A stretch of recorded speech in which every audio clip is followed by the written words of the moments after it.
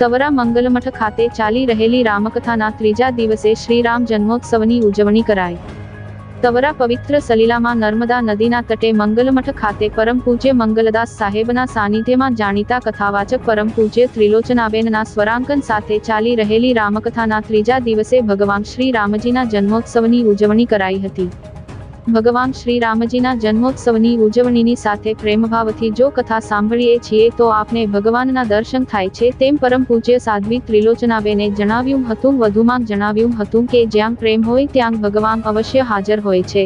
આજે કથાના ત્રીજા દિવસે કથાના મધ્યે જય શ્રી રામના ઉદ્ઘોષ સાથે ભગવાન શ્રી રામજી જન્મોત્સવની ઉજવણી કરવામાં આવી હતી. સંગીતના તાલે સૌ રામ ભક્ત ઝૂમી ઉઠ્યા હતા.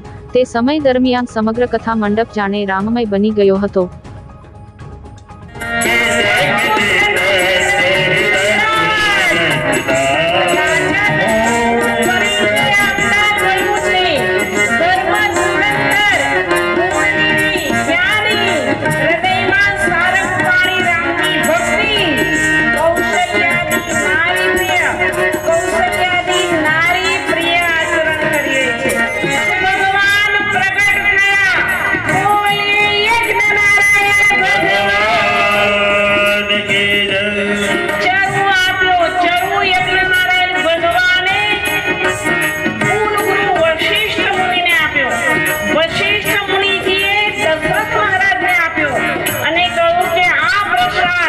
Yes,